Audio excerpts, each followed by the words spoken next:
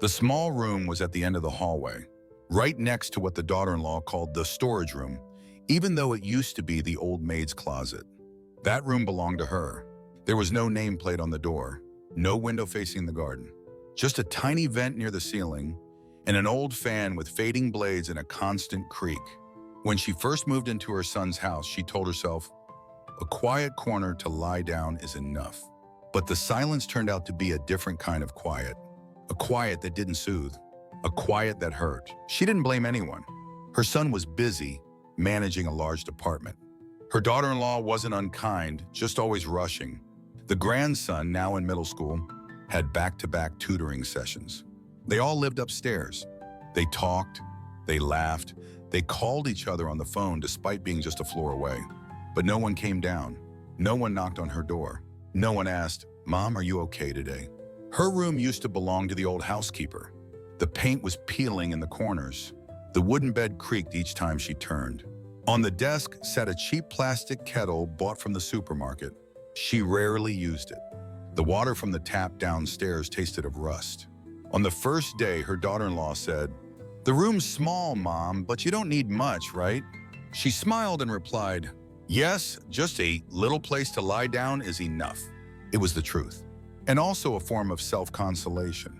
Every morning she woke before dawn, not because of insomnia, but out of habit, a habit she'd shared with her late husband. Back then, they would rise together, boil water, and listen to the 6 a.m. radio news.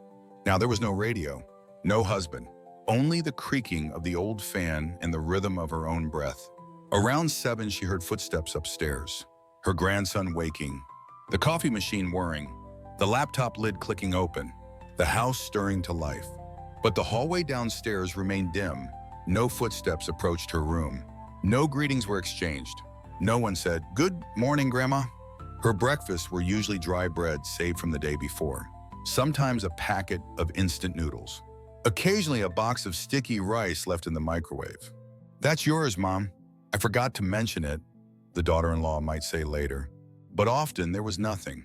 She didn't complain.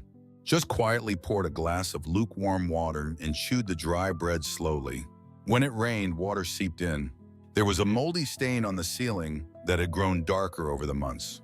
Her daughter-in-law once said, "I'll call someone to fix that, Mom, just not now, I'm swamped." The promise passed, and passed again, and then disappeared. In the corner cabinet, she kept a few old photographs. Her husband, smiling beside his bicycle. Her son riding on her back when he was small. A wedding photo from her son's big day. She was seated in the farthest row holding a small bouquet. These were her treasures. Little fragments of yesterday. Proof that she had once belonged somewhere. Every afternoon she sat facing the door. There was no garden view. Just the gray wall of the neighboring house. Still, she sat there, waiting, not even knowing for what. Perhaps for a voice, a footstep. A sign that someone remembered she was still here. One evening, she tried going upstairs during dinner. It had been months since she joined them at the table. She ladled soup, arranged bowls. Her daughter-in-law raised her eyebrows. "Oh, you're coming up to eat, Mom?" Her son was in a Zoom meeting, nodded briefly. Her grandson looked up, smiled faintly. "Hi, Grandma," and returned to his earphones. Dinner that night felt cold. She didn't speak. After a few bites, she stood up quietly. "I'm full." No one stopped her. No one looked back. After that, she never came up again. She kept to her room, afraid of feeling like a burden, afraid of being the ghost in a home full of voices. Sometimes she wondered, if she stopped breathing tonight, how long would it take for someone to notice? A day? 2? Until the smell reached under the door. The thought gripped her chest, not because she feared death, but because she feared being forgotten while still alive. She would clutch the old handkerchief that once belonged to her husband. It no longer smelled like him, but memory was a stubborn thing. It clung to her, to his scent, to his voice, to the time when she was called by her name, not just Grandma. At night, she scribbled in a small notebook, not a diary, just a few lines to remind herself she was still here. Sunny today. Garbage truck came at 3. No one came down. Then she closed the book, turned off the light, lay in silence, listening to insects chirp beyond the vent, listening to the thud of her own heartbeat. She didn't need much, just someone to knock. Someone to say, "Mom, are you okay?" That would have been enough. But how long had it been since anyone last opened the door? This room without a name, without sunlight, without a voice. Just an old woman, still breathing, but slowly disappearing. In a house full of sound, she woke up to the sound of rain tapping gently on the roof. It was soft, almost rhythmic, like the world was humming a lullaby just for her. She lay there for a while, listening, not moving. Her bones ached, as they always did in damp weather, her joints stiff. But she didn't mind. Rain always brought memories, especially on this day, her birthday. She was 83 today, a quiet number. Not round like 70, not celebratory like 80. Just another step deeper into invisibility. She reached for her notebook, opened to a fresh page and wrote slowly, "Today I am 83, no one remembers." She put the notebook down gently and stood up. The floor was cold. Her slippers had shifted under the bed, so she patted softly on her heels. The mirror above the sink was foggy from the rain's chill. She wiped it with a hand towel and looked at the face staring back, wrinkled, pale, kind, still hers, still alive. She changed into her nicest sweater, the soft gray one with tiny flower patterns stitched along the cuffs. Her husband had bought it for her 30 years ago at a market after saving for weeks. It still smelled faintly of lavender and old books. She combed her hair, pinned it neatly, sat on the edge of the bed, waiting for something. A knock, a whisper, a warm voice saying, "Happy birthday, Mom," but none came. Upstairs, the house had begun to stir. She heard chairs move, footsteps shuffle. The microwave beeped, the familiar rhythm of breakfast, the life she no longer shared. She didn't expect a party, not at her age, but perhaps a slice of cake, a card, even just a mug of warm tea served with a smile, something to mark the day, to remind her she was still part of something, still loved, still seen. Around 10 a.m., she ventured upstairs. Her steps were slow, measured. Hope clung to her like an old friend too tired to leave. In the kitchen, her daughter-in-law was washing dishes. Her son stood by the window on the phone. Her grandson had his back turned, hunched over a tablet. No one noticed her at first. She cleared her throat gently. The daughter-in-law glanced up. "Oh, morning, Mom. You need something?" She hesitated. "No, it's raining." Her son smiled absently. "Yeah, be careful if you go out. Slippery." That was it. She stood there, a shadow among her own family, wanting to say, "It's my birthday," wanting to whisper, "Do you remember what today is?" But the words caught in her throat, like dried leaves stuck in a gutter. She nodded politely and turned back down the stairs. In her room, she sat quietly. The rain still drizzled. A soft, steady morning. She reached into the cabinet and pulled out a small tin box. Inside were birthday cards from years past. Some hand-drawn by her grandson when he was little. "Happy birthday, Grandma! I love you!" Another from her late husband. "To my darling, who grows more beautiful with every year." The ink had faded, but not the feeling. Never the feeling. She smiled, then cried. Not the loud, dramatic kind, but quiet, like raindrops against glass.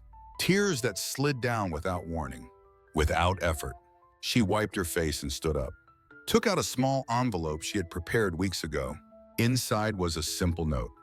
"If anyone remembers, I'd like jasmine tea and honey." She left it on the table. In plain sight, a silent wish cast into the current of everyday indifference. Lunchtime came and passed. No knock, no tea. She ate a banana and half a stale biscuit and told herself it was enough, even though it wasn't. By evening, the rain had stopped. The sky had turned a gentle gray streaked with lavender. She opened her window as wide as it would go, leaned slightly toward the breeze, closed her eyes, and listened. To the world breathing, to her heart ticking on, to the silence of being forgotten. Then something soft landed on her lap. A folded paper airplane. It had drifted in from the small boy next door, who sometimes played alone in their shared yard. She unfolded it.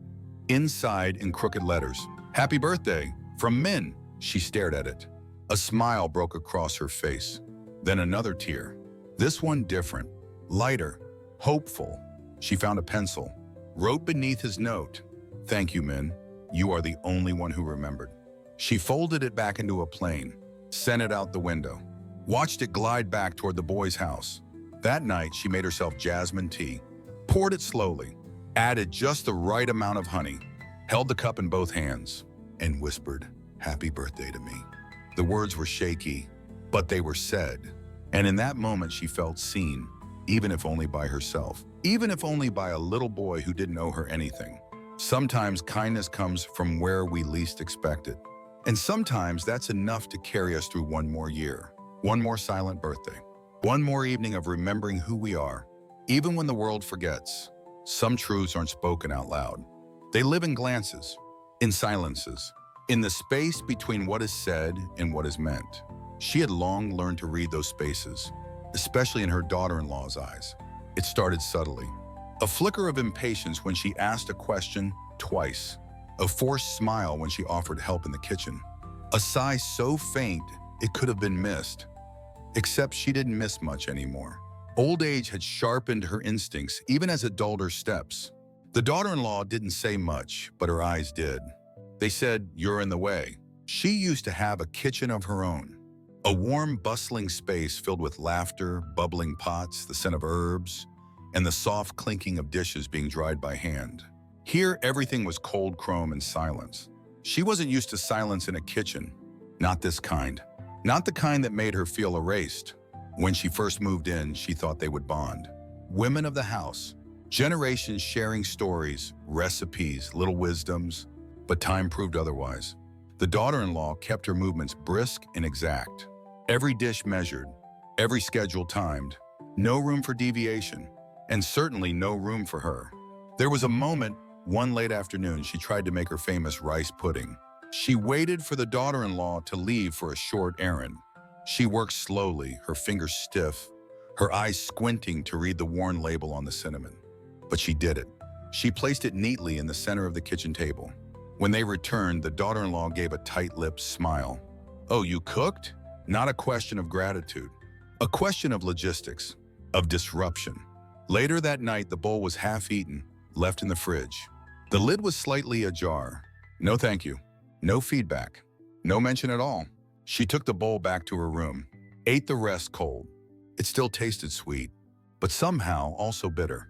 The daughter-in-law had a way of making her feel small without saying anything cruel. The tone of voice that lowered when speaking to her. The way she would correct her memory in front of others.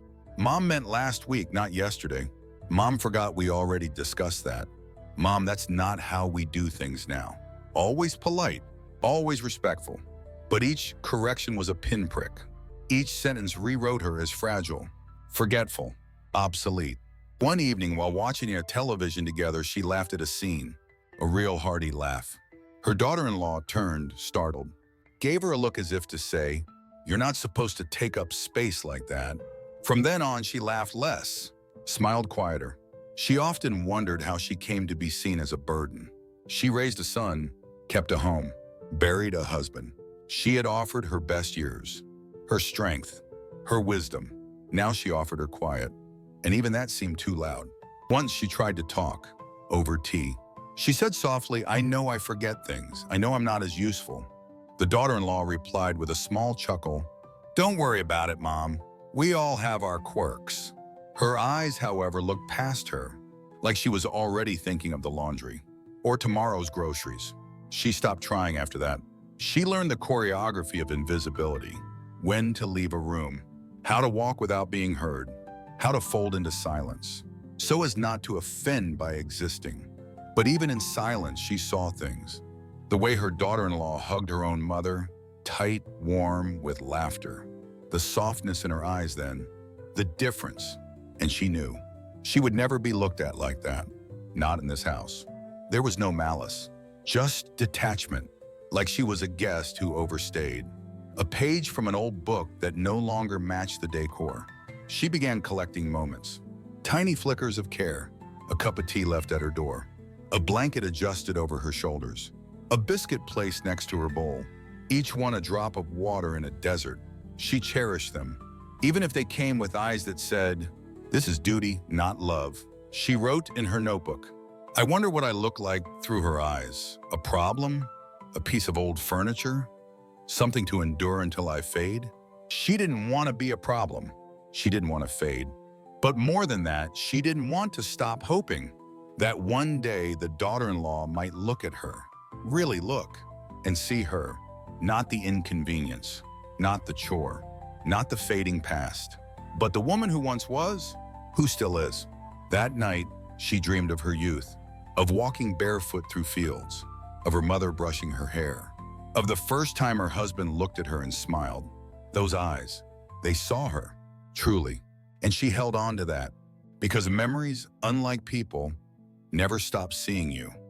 There was a time when he wouldn't go to sleep without her hand resting on his chest, when his tiny fingers curled around hers like a vine seeking warmth, when his voice, sweet and soft, would call out, "Grandma, tell me the dragon story again."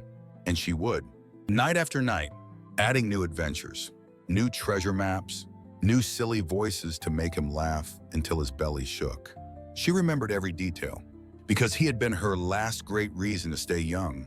He was her world, not her son, not her daughter-in-law, not even the memory of her late husband, but the boy, the little boy who used to fall asleep mid-sentence, who drew her birthday cards with crooked hearts and too much glue, who once looked at her and said, "Grandma, when I grow up, I want to be just like you." And she believed him.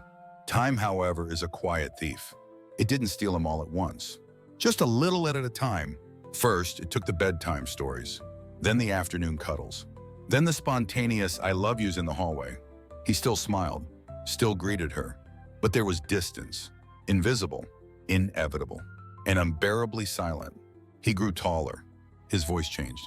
He discovered screens and headphones and friends with fast words and faster distractions. She didn't blame him. Growing up was part of life. But what no one told her was how it would feel to become a background character in the story of someone you once held in your arms. She began noticing the change one winter afternoon. She had baked his favorite cookies, chocolate chip with a hint of orange zest. She waited until he came home from school, placed them on a plate with a note, "Just for you, Grandma." He glanced at them, mumbled thanks, and walked upstairs. Didn't taste one, didn't look back. At dinner, she asked how school was.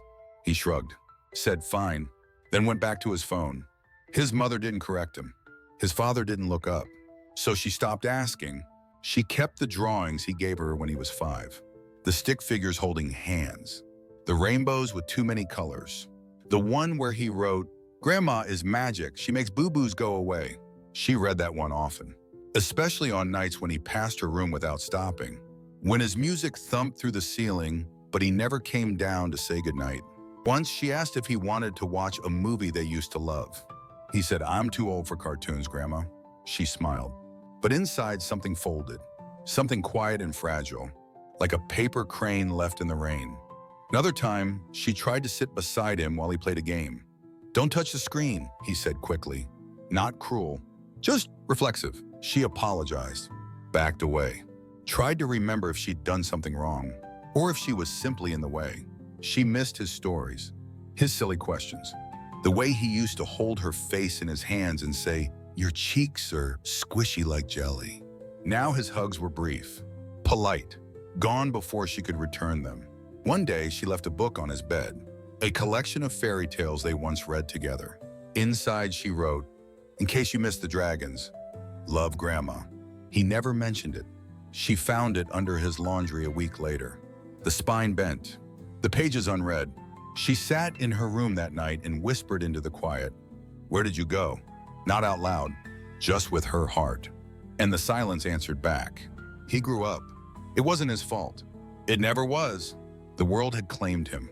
School, friends, noise, dreams, all things he deserved, all things she had once wished for him.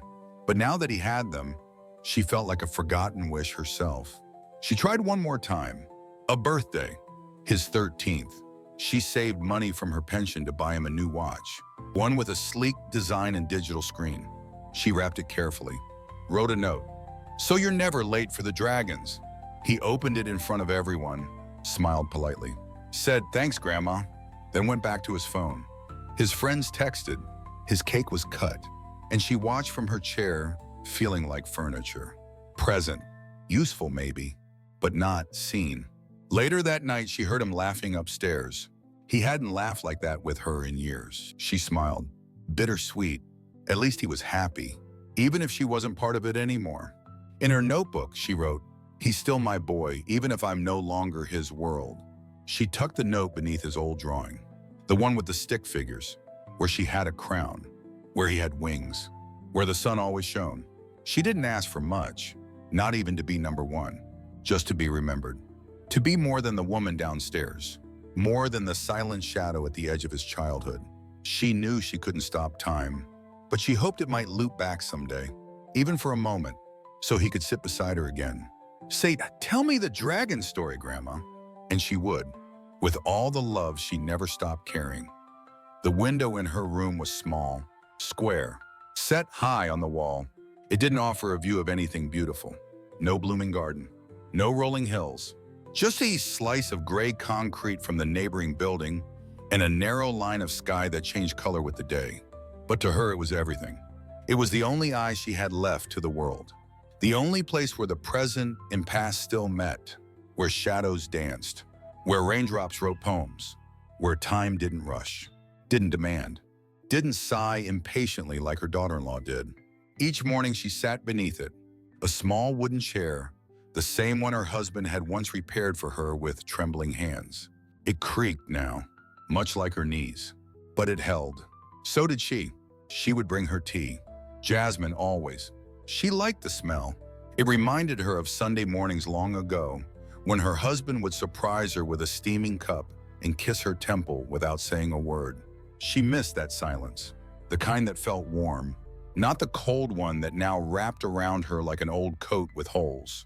She would watch the world outside that small frame, the neighbor's laundry swinging like tired flags, a cat that prowled along the wall like it owned the whole alley, the mailman who came at precisely 11:17 each day, people she didn't know, names she never learned. But in watching them, she felt less alone, as if their movement proved life still existed beyond her walls. But it wasn't just the outside world she saw through that window. It was the inside one too. Her memories had a way of slipping in with the wind, drifting in with the light, waking when the afternoon sun landed just right across her floor. That was when the past became almost tangible. She saw her son as a child, running barefoot in the yard of their old home, laughing with a mouthful of missing teeth. She saw her husband in his work shirt, fixing the fence, wiping sweat with a grin. She saw herself, young, hopeful, hands in the soil, hair tied back with a red ribbon. Sometimes she spoke aloud, not to anyone, just to the air, to the window. "Remember that time, Min, when you brought home a stray puppy and hid him in your backpack?" She smiled, nodded, even if no one answered. In the afternoons, the window became her diary. She would trace lines on the glass with her finger, draw little suns, hearts, sometimes write a name, sometimes just a word like still or enough. On rainy days, it wept with her, each drop a companion, a small pattering choir that knew her sorrow. She would watch them slide down, racing to the edge, vanishing at the sill, like years, like people, like all the things that once mattered. The window also framed seasons. She didn't need calendars. She knew spring by the color of the light, summer by the sweating glass, autumn by the drifting leaves stuck to the outside, winter by the pale silence that stretched across the concrete. Time moved differently through that square, gentler, more honest. One morning, she saw a little girl playing hopscotch in the alley. Her laughter echoed faintly. The chalk lines were crooked. Her braids bounced. And suddenly she was back in her village, playing with her sisters, bare feet on warm earth. No worries, just games, just laughter. She watched until the girl left, then sat quietly, hands in her lap, heart aching for a simplicity that no longer existed. Sometimes she wondered what people saw when they looked back through her window. Did anyone ever pause? Did the neighbors ever wonder who lived behind that pane of glass? Did they see the eyes watching? Did they ever wave? No one had. Not once. But still, she hoped. She began placing little things on the windowsill. A small figurine of a sparrow, a folded napkin with a flower drawn in pen, a tiny paper crane she had made during a restless night, her own quiet messages to the world. I'm still here. I see you. I remember. One day, she noticed a new mark on the opposite wall. Someone had written in chalk, "Hi." Simple, small, but her heart thumped. She didn't know who wrote it, but it was there. And that was enough, she replied, taped a note to her window. "Hello, from the lady behind the glass." The next day it was gone, and in its place, a smiley face drawn in yellow. She never found out who it was, but each day they exchanged tiny messages. A doodle, a word, once a tiny cutout heart. She kept them all in a shoebox under her bed, proof that connection still existed, even if it came without a name. Through that window, she remembered how to hope, how to feel, how to still believe in small kindnesses. It was more than glass, more than a view. It was her companion, her mirror, her last link to the world that used to love her, and maybe still did. Quietly, in chalk, in light, in the whisper of curtains dancing with the wind.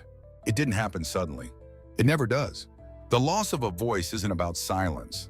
It's about being unheard, unacknowledged, invisible, even while speaking. And for her, that day came slowly, layered in years of soft dismissals and gentle shrugs. But it was real, and she felt it, like a door quietly closing. It began with corrections, tiny ones. "Mom, that didn't happen on Tuesday, it was Wednesday." "No, Grandma, you already told that story. Actually, that's not how we do it anymore." She would nod, smile faintly, not because she agreed, but because arguing took energy she no longer had.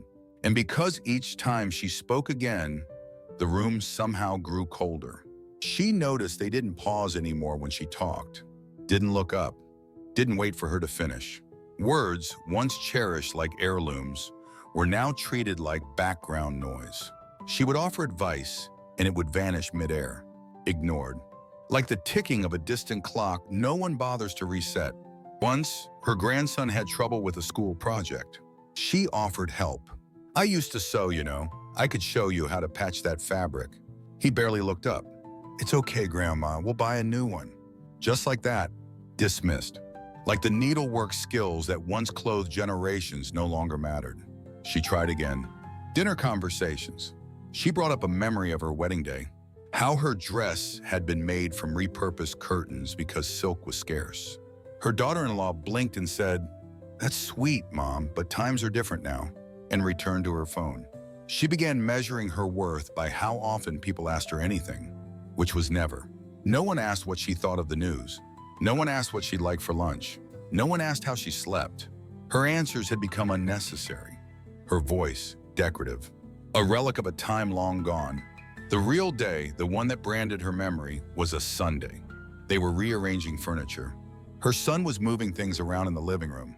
She saw them struggling with the corner cabinet, knew the leg was loose. She had fixed it once, years ago. She said gently, "Be careful, the left leg." Before she finished, her daughter-in-law waved a hand. "It's fine, Mom, let us handle it." The words stopped her, not harsh, but firm and final. The cabinet tilted, a sharp crack, glass shattered, silence. Then frustration, but no one looked at her. No one said, "What was that you were trying to say?" She stood there, hands clasped, mouth still slightly open. She had spoken, and no one had heard. That night, she sat in her room, staring at the ceiling, not crying, not sad, just empty, a hollow kind of quiet. She whispered to the darkness, "I'm still here." But the walls didn't respond. Neither did the silence. The next day, she tried something. She didn't speak. Not during breakfast. Not at tea time. Not even when her son came home late. No one noticed. No one said, "Mom, why are you quiet today?" No one even looked twice. It was then she realized she could disappear in plain sight, and the world would continue spinning. In her notebook, she wrote, "My voice used to soothe babies. It used to sing songs. It used to say, 'I love you,' and be heard. Now it bounces off walls." She underlined "bounces," then closed the notebook, placed it on the nightstand, and didn't open it again for 3 days. The hardest part wasn't being ignored. It was forgetting how it felt to be heard, to be asked, to be needed for more than her body's presence. She wasn't sure when she had become a shape instead of a voice, a habit instead of a heart. She remembered stories her mother told, of women in the village whose wisdom guided births and funerals alike, whose words were recorded in songs and remembered by children. She wondered, did they lose their voices too? Or had the world just grown too loud to hear them? The TV was always on now. The radio buzzed upstairs. Phones pinged. Meetings happened on screens. Everyone talking, everyone typing, everyone performing. And in that overwhelming noise, no one listened. She didn't want a stage. Just a moment, a pause, a cup of tea where someone said, "Tell me something, anything," and then waited, listened, held her voice like it mattered, because it did. It always had. One evening, the neighbor's daughter came over, a little girl, 7, maybe 8. She had lost her ball in the backyard. Her son let her in. The girl wandered to the kitchen, saw her sitting alone. "Hi," she chirped. The old woman smiled. "Hello." The girl pointed at her knitting. "What's that?" She picked up the yarn, held it carefully. "It's a scarf for winter." The girl tilted her head. "Can you teach me?" And just like that, something opened. They sat for an hour. The girl fumbled, laughed, tangled the yarn, but asked questions, listened to stories, held her voice like a treasure. And when her mother came to pick her up, the girl said, "Mommy, she taught me how to knit." The old woman didn't speak for a moment, then said softly, "And she reminded me I still can." That night she spoke again, to the darkness, to herself, to the silence that no longer scared her quite as much. "I am not gone." Her voice was quiet, but firm, and this time it echoed, even if only within. The first letter she wrote was 3 months after he died. She had just folded his favorite sweater, the one that still smelled like tobacco and peppermint. She held it to her face, breathed in, closed her eyes, and whispered, "I don't know what to do with all the words I still have for you." So she picked up a pen and began to write. "Dear Min," she wrote, "I made your favorite soup today. No one ate it but me." She folded the letter carefully, placed it inside an old biscuit tin, put the tin beneath her bed, and told herself she'd only write one, just to feel him close. But that was a lie she forgave herself for. The second letter came a week later. "Dear Min," it said, "the house creaks differently now, as if it misses your footsteps." She added a line, "I miss the way you'd say my name when you were angry, like you didn't really mean it." Then another letter, and another, until the tin was nearly full. Until the pages no longer smelled like ink, but like her. Old hands, old thoughts, old love still alive. She never showed them to anyone. Not her son, not her daughter-in-law, especially not her grandson, who no longer believed in magic. But she believed, not in ghosts, but in memory. And memory, she decided, could read. Even letters never sent. There were letters for anniversaries, for birthdays, for nothing at all. Letters where she apologized. Letters where she confessed. Letters where she just described the weather. "Rain today. You always said it made the world smell honest." Some nights, she read them aloud, in a whisper, as if the wallpaper was listening, as if the fan overhead could carry the words somewhere beyond the ceiling, somewhere he might still be waiting. One letter said, "Do you remember our first fight? I threw a shoe, you ducked, then laughed. I was furious." Another said, "I found your old shaving kit. I can't throw it away. It still hums with you." Sometimes she cried while writing, but not always from sadness. Sometimes the words made her laugh. She'd write, "Your son still doesn't close cabinet doors. I told him he'll regret that when ghosts slam them back." And she'd chuckle, alone, but not lonely, not while the pen moved. She kept the tin hidden, not because it held secrets, but because it held her. The version of her that still knew how to love without asking anything in return. The woman she was when she was a wife, when her voice had weight, when someone looked at her like she mattered. The last letter she wrote was not dated, not addressed. It simply began, "If you're listening, I need you to know," then paused, because sometimes the heart overflows in silence. She left the page half filled, folded it, placed it gently on top of the others, and closed the lid. Years passed. She no longer wrote regularly, but she read, reread, each crease familiar, each word a step back into his arms. She didn't need pictures, just paragraphs. She didn't need memories, just ink. On her 83rd birthday, after everyone forgot, she wrote one more letter. Dear Min, today no one remembered, except me. I remembered everything. You, us, that winter when we had nothing but oranges and blankets. She added, I still sleep on the left side, even now. Then underlined the last sentence. Thank you for loving me the way I never had to question. Later that week, she found her grandson rummaging through old boxes. He asked, what's this tin? She hesitated, then smiled. Just old recipes. He shrugged. Didn't open it. Didn't ask again. She was grateful. Some truths were too sacred, meant only for paper and heart. She sometimes wondered what would happen to the letters after she was gone. Would someone read them? Would they understand? Would they think she was foolish for writing to a man long dead? Or would they feel it? The weight of love that refused to vanish. The words that survived even when the world stopped listening. Her final entry, days before she grew too weak to write, said, Min, I dreamed of your hands last night. Still rough, still warm. I woke up reaching for you. No signature. Just a smudge of ink at the end. A half-finished thought, or maybe a full heart. The letters were never mailed, never read aloud at funerals, never framed or quoted, but they existed. Proof that once someone loved without needing anything back. And that even in a world that forgets old women, forgets soft voices, forgets quiet griefs, she remembered, she wrote, she loved. And that too is a kind of forever. It happened on a Tuesday, ordinary in every way. The sun rose like it always did. The kettle boiled, whistled, cooled. The hallway remained silent, but something shifted that morning. Not outside, inside. Inside her. She was looking for an old brooch, the one her mother had given her on her wedding day. Silver, delicate, shaped like a lily. She had worn it each anniversary until the day her husband died. Now it sat somewhere in a drawer, hidden by years. She opened boxes, moved papers, unfolded scarves, until she found it. Wrapped in faded tissue, still intact, still shining, and underneath it, an envelope. She didn't recognize it at first, but when she turned it over, her breath caught. It had her name on it. Mabel, not Mom, not Grandma, not Ma, but Mabel, in her husband's handwriting. Neat, curved, loving. She held the envelope like it might dissolve. Her name, written with care, a name she hadn't heard aloud in years. She tried to remember the last time someone had said it, not in passing, not in old documents, but directly, to her. Eyes meeting hers, voice wrapping around those two soft syllables. Mabel. She couldn't remember. It was as if her name had slipped into a corner of the house and gone to sleep, unneeded, unspoken, forgotten. Her grandson called her Grandma.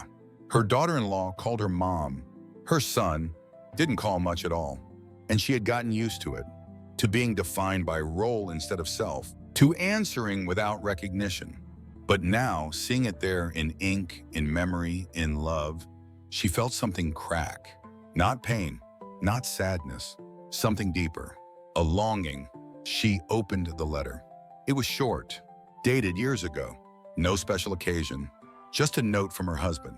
Dear Mabel, I saw you yesterday in the garden, humming to the tomatoes like you always do. It reminded me why I fell in love. You're still the girl with dirt under her nails and a song in her throat. Always yours, Min. She smiled, then cried, softly, silently, as if trying not to wake the dust. She whispered the name to herself. Mabel, testing it, tasting it, and it felt strange, like wearing an old dress that somehow still fit, still belonged, even if no one noticed anymore. That afternoon, she walked into the living room. Her grandson was on the couch, eyes glued to his phone. She said, "Can I ask you something?" He nodded, distracted. She asked, "Do you know my name?" He paused. "Grandma?" She smiled. "No, my real name." He blinked, shrugged. "I don't know, Mary? Margaret?" She laughed. It was not cruel, just hollow. "Close enough," she said, and walked away. Later, she told her daughter-in-law the same story, hoping she might remember. But the woman just said, "It's been so long since we used it, I guess we forgot." Forgot her name. her history, her. That night, she took out her old photo album. On the first page was a picture of her at 16, standing beside a bicycle, hair tied in a ribbon, smile wide. Written underneath in cursive, Mabel Quinn, summer 1958. She traced the letters with her fingertip. "Still here," she whispered. She began saying her name aloud, in the mirror, while brushing her hair, while watering the small plant by the window. She said it softly, tenderly. Mabel. Each time it came easier. Each time it settled deeper, like planting a seed. A reclamation. She wrote it in her notebook, over and over. Mabel, Mabel, Mabel. Then added, "That is me. That has always been me." One day, the neighbor girl came to visit again. She sat on the floor playing with yarn. The girl asked, "What's your name?" She paused, then smiled. "I'm Mabel." The girl nodded. "That's pretty, like a storybook name." She beamed. "Yes, maybe it is." That night, she dreamed of being called by her name again, by friends long gone, by family long buried. Each voice a thread, each syllable a song. When she woke, her heart was full, and her name echoed in the quiet room, unspoken by others, but remembered by her, and that was the beginning of becoming herself again. She couldn't change how others saw her, but she could remember. She could whisper. She could write. She could place Mabel Quinn on a note above her desk, so that when the time came, and someone opened her room, looked at the photos, touched the yarn, and asked, "Who lived here?" They would see, they would know. She was not just someone's mother, not just someone's grandmother. She was a woman with a name, a past, a voice, a life. Mabel Quinn. Remember hit. She did. It began as a whisper, a conversation she wasn't meant to hear, muffled voices, a closed door, and her name, not mom, not grandma, but her, spoken with a sigh. "She's getting harder to care for," her daughter-in-law said. "She forgets things, leaves the kettle on. She needs more attention than we can give." A pause. Then her son's voice. "There's a place, a good one, clean, professional. And then we'll visit, of course." Of course. She stood at the top of the stairs, quiet, listening. Every syllable landed like a falling petal, soft, but final. They didn't know she was there. Or maybe they did, and said it anyway. She returned to her room, sat on the edge of her bed, folded her hands, and stared at the space beside the door. The space where things waited to be taken away. Groceries, trash, shoes, and now maybe her. She didn't cry, didn't protest. She just opened her closet, pulled out a small travel bag, the same one she had brought when she moved into this house. She ran her hand over the handle, unzipped it, and began to pack. 2 dresses, 1 cardigan, a scarf her husband had given her, the brooch, the photo album, her notebook, the tin of letters, the mug with a chip on the rim she liked anyway, a bar of lavender soap, nothing more, not much less. She placed the bag beside the door, left it open, unspoken, waiting. For days, no one mentioned it. No one asked why it was there. Her grandson walked past it, didn't look twice. Her daughter-in-law vacuumed around it. Her son never noticed, or pretended not to. But every night before bed, she zipped it closed. And every morning, she unzipped it again, just in case someone said the words, "Mom, we've made arrangements," or "It's time." She rehearsed responses in her head, graceful ones. "No need to explain, I understand." Or softer, "Will I have a window?" She didn't know what was worse, going unwillingly or going unseen.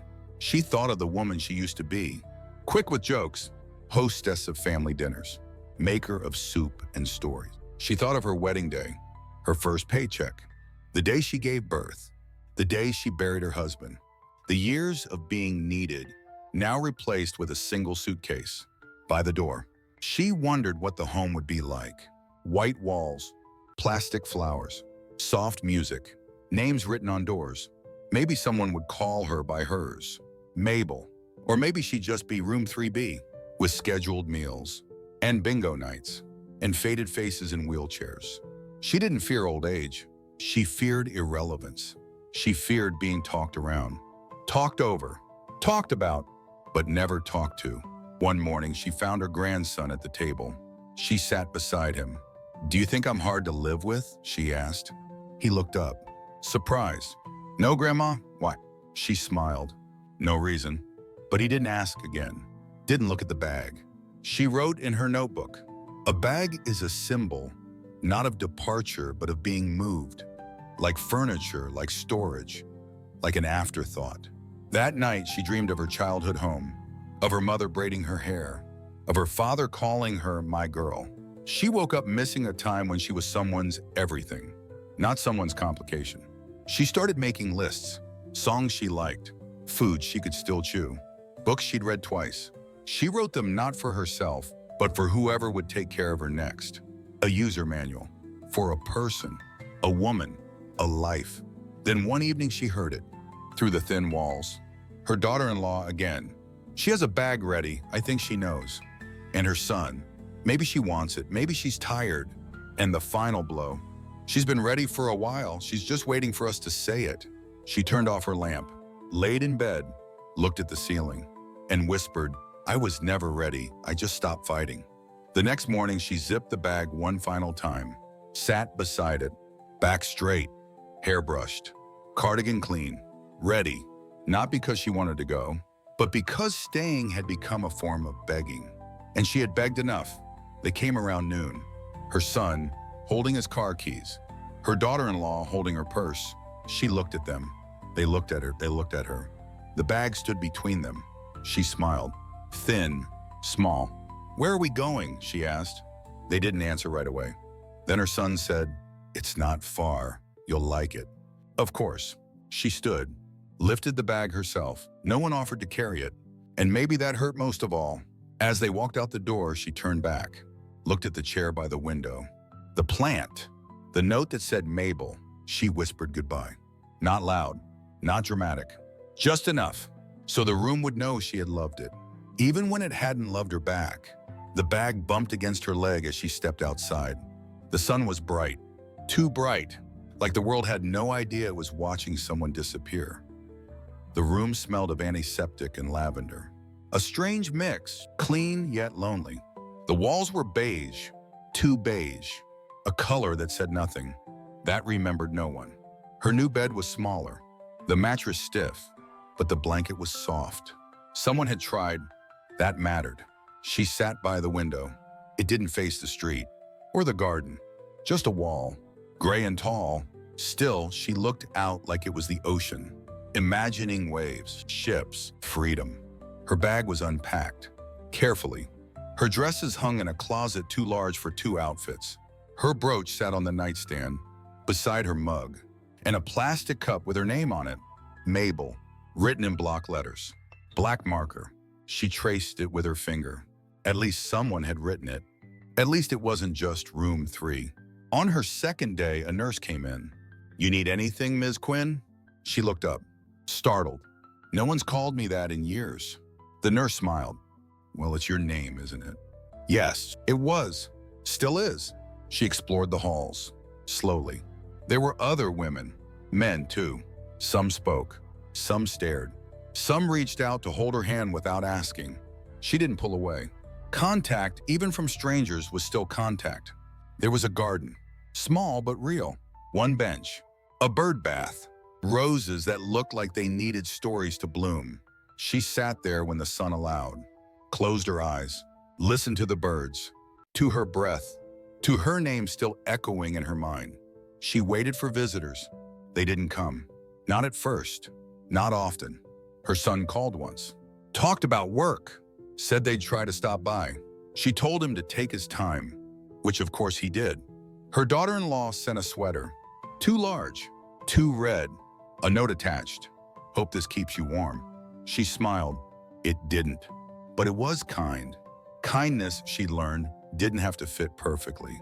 The girl next door, room 2, a mushy vaccination was named Beatrice.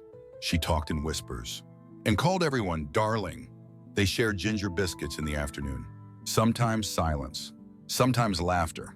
One day Beatrice said, "You always sit so straight, like you're holding on to something." She replied, "I am myself." At night she wrote letters again, But these weren't for Min. These were for her. Dear Mabel, today you remembered how to smile without hurting. Dear Mabel, you stood up for yourself today. You asked for honey in your tea. Dear Mabel, you are still someone, even here, even now. She taped one to the wall. The one that said, I'm still here even if you forgot me. It stayed there. Every nurse read it. Some smiled. One teared up. Another added a sticky note. You are not forgotten. She kept that one in her book. Weeks passed. The seasons changed. She watched leaves fall. Birds return. She taught Beatrice to knit. She read poems aloud on Wednesdays. She joined music hour, clapping off beat, but always with joy. One morning, her grandson showed up. Taller, older. He looked unsure. Guilty. Hi, Grandma. Hello, love. He stared at her wall, at the letter. Read it twice. Did I forget you? He asked. She took his hand. No, but you let the world do it for you. He nodded, then cried. They sat like that. 2 timelines, intertwined again. He visited more after that. Read to her, asked questions, listened, really listened. And she spoke, like bells in a quiet church. Steady, clear. He told her, I want to remember you properly. She said, then see me as I am, not as I was. On her last birthday, they brought a cake. The whole staff sang. Beatrice clapped the loudest. The nurse brought jasmine tea. Her grandson handed her a framed picture. It was her, smiling, back straight, strong. Below it, he had written, Mabel Quinn, the woman who stayed. She wept, not from sorrow, from arrival. She had been seen, fully, finally. When her time came, it was soft, a quiet exhale. A stillness that felt like gratitude. Her hands folded over her chest. Her letters tucked under her pillow. The sticky notes still on her wall. You are not forgotten. And she wasn't, because she had lived, and loved, and claimed her name, and made others remember. Even if they had once forgotten. She hadn't. She never would. Mabel Quinn. Always. Still. Here.